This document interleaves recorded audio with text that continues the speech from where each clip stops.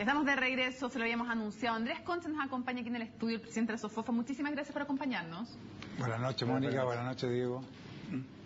A ver, lo primero, ¿cómo calificaría usted la reforma que finalmente se aprobó? Bueno, mantiene los pilares fundamentales que se plantearon originalmente, o sea, en el sentido de que yo creo que aquí hay dos elementos que son centrales. Uno, el nivel de la recaudación que se espera hacer, en torno a los 1.000 millones de dólares, y el segundo elemento importante es que gran parte, o sea, la recaudación prácticamente en su totalidad, y más que eso incluso, se recauda por la vía de subir el impuesto de primera categoría de un 17%, que era hasta a donde debería haber llegado en el transcurso del próximo año, a un 20%, digamos. Ahora, o sea, son 3 puntos más de... Contésteme como con un sí o un no, si es que se puede. ¿Es una reforma razonable? Es una reforma razonable, sí, porque compatibiliza dos objetivos que son importantes. Uno, obtener financiamiento para todos estos mayores gastos que demandan las reformas que se están introduciendo en el sector de la educación. Y dos, mantiene una estructura tributaria que es pro crecimiento. Ok, ¿y era una reforma necesaria, sí o no? En principio yo diría que sí. Hubo mucho debate al principio sobre este tema, pero la verdad que si uno mira la situación fiscal, cómo están las cuentas fiscales hoy día, en términos estructurales, a pesar de los mejores precios del cobre, en términos estructurales estamos con un déficit que se estima, digamos, de que el próximo año puede llegar al menos 1% del PIB. Ahora, con estos mayores gastos que venían en la educación, evidentemente que ese déficit se profundizaba. Okay. De manera tal de que realmente yo creo que nosotros debiéramos tener fiscalmente las cuentas balanceadas, o sea, sin ese déficit de menos 1, y por lo tanto se veía difícil poder financiar estos mayores gastos en educación sin una reforma de esta naturaleza. Subir el impuesto a las empresas de 17 a 20%, ¿le va a hacer algún daño al crecimiento, al empleo en Chile, o no tiene ningún efecto? A ver, esos recursos en general, en su gran mayoría, van destinados a la inversión, porque gran parte de la inversión que se ha hecho en Chile en los últimos 30 años, proviene justamente de excedentes que tienen las empresas que los retienen, y al retenerlo los destinan a nuevas inversiones. De manera tal de que cuando nosotros estamos diciendo que el impuesto sube de un 17 a un 20, esa diferencia que son, para el caso de las empresas son cerca de 1.300 millones de dólares, esta diferencia, digamos, son plata que normalmente iban a la inversión y que hoy día no van a ir. O sea, va a haber menos inversión en Chile. Ahora, ¿qué es lo que ocurre? Que en general las empresas de mayor tamaño, posiblemente en lugar de recurrir a estos fondos que ya no van a estar, van a tener posibilidades o hacer aumentos de capital o incrementar su endeudamiento. De manera tal de que en general uno puede afirmar que en las empresas de mayor tamaño el tema puede ser, o sea, el ritmo de inversión puede ser mantenido a pesar del aumento de tasas. ¿Y en las de menor tamaño? Pero en las de menor tamaño hay de dos tipos. Hay algunas que gozan de un beneficio tributario que se mantiene en esta reforma, en virtud de lo cual las empresas, digamos, que no distribuyen sus utilidades no pagan este impuesto, de manera tal de que es el famoso 14.4. De manera tal de que esas empresas, pero hay un segmento intermedio de empresas, digamos, llamémosla entre pequeña y mediana, que no se pueden acoger a este beneficio tributario para las empresas pequeñas, y tampoco pueden hacer... ¿No podrían hacer un mayor esfuerzo los empresarios en concreto, sobre todo cuando se nos está diciendo que hay buen precio del cobre, creación de empleo, en fin, que vamos a estar top 5 de crecimiento? ¿Los empresarios no podían hacer un mayor esfuerzo? Bueno, el esfuerzo se está haciendo, fíjese que... Mayor esfuerzo. Claro, pero obviamente, o sea, el país hoy día está creciendo, probablemente este año va a crecer al 5%. Eso es producto, digamos, de la inversión que se ha venido haciendo en los últimos 3 años. Porque realmente uno no puede aumentar el ritmo de crecimiento o el nivel de crecimiento si es que previamente no ha podido expandir la capacidad productiva que le permite aumentar la producción. De manera que ese esfuerzo se ha estado haciendo. Y este ritmo de crecimiento hoy día de 5% este año es muy importante porque el mundo está creciendo a un 3%. O sea, realmente Chile está cumpliendo una performance en cuanto a crecimiento, es decir, muy superior a lo que está haciendo el promedio del mundo. Y eso es consecuencia fundamentalmente del esfuerzo de inversión que se viene haciendo desde hace varios años. Señor Concha, ¿usted es de los que cree que los impuestos deben servir para corregir la desigualdad en un país? ¿Que una de las lógicas de cómo se hace la distribución de los impuestos debe ser tratar de corregir las desigualdades más extremas que hay o no? Mire, lo que ocurre es que en general las desigualdades se corrigen por otra vía, digamos, ¿no? Subir los impuestos. Nosotros en Chile en el pasado tuvimos impuestos mucho más altos que los que tenemos hoy día, ¿no? Y sin embargo los niveles de pobreza y los niveles de desigualdad eran mucho mayores que los que tenemos hoy día.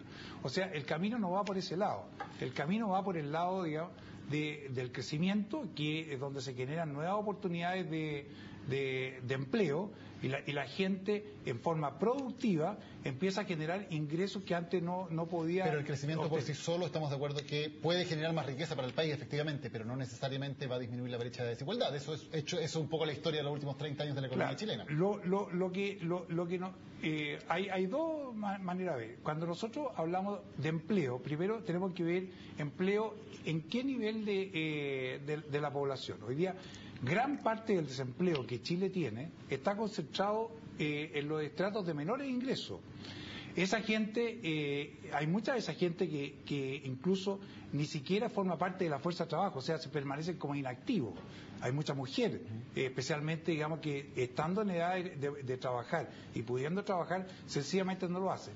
Y eso está concentrado en los estratos de menores ingresos, en donde realmente los niveles de inactividad y cesantía son superiores al 20%. Señor Concha, uno tiene la sensación de que los empresarios quedaron, como usted mismo decía, tranquilos con esta reforma y que por lo tanto no se les pidió el esfuerzo máximo que ellos podrían haber hecho.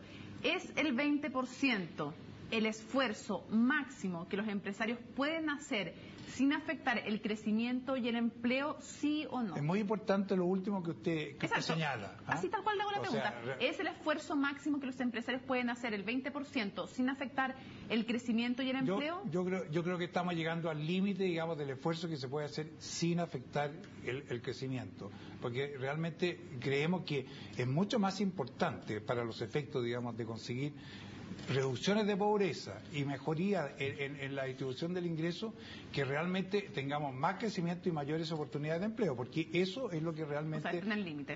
Entonces, en ese sentido, ocupar los recursos para intentar una redistribución más rápida puede ser pan para hoy día, pero hambre para mañana, porque si resulta que crecemos poco, vamos a tener más cesantía, y al tener más cesantía vamos a tener mayores desigualdades y mayor pobreza. Señor Concha, tenemos otros temas en la agenda, concretamente el futuro energético de Chile después de la caída de la Central Castilla por un fallo de la Corte Suprema. Desde los empresarios se ha dicho que esto genera incertidumbre. ¿Por qué genera incertidumbre si finalmente lo que está haciendo la justicia supuestamente es corregir una arbitrariedad y cumplir la ley? Se lo pongo de otra manera. Si, por ejemplo, un proyecto empresarial se viera afectado por una actuación arbitraria de la autoridad y ese empresario recurriera a tribunales, eso no genera incertidumbre, al revés, genera respeto por el Estado de Derecho. ¿Por qué en este caso desde el mundo del empresariado se dice que hay incertidumbre cuando la justicia hace cumplir el Estado de Derecho? Bueno, tiene muchas facetas esa respuesta, porque francamente aquí, en primer lugar, estamos hablando del caso, digamos, de la anulación de las autorizaciones para la construcción del proyecto de Castilla. Porque estaban mal hechas, según la justicia, no por cosas, claro, no por gusto de los jueces. Ahora, ¿qué es lo que ocurre? Que este no es un proyecto menor, este es un proyecto cuya inversión representada el orden de unos 5.000 millones de dólares, que es, hoy día me tocó estar en una reunión con el ministro de Economía de Uruguay, que estaba de visita acá en Chile, que decía que ellos tenían proyectos en todo Uruguay, digamos, para poder aumentar su capacidad de generación. ¿Por su magnitud debería tener más facilidades? De esa misma magnitud. Ahora, el otro punto es que este proyecto habilita la puesta en marcha de una serie de otros proyectos, digamos, que necesitan esta energía para poder funcionar.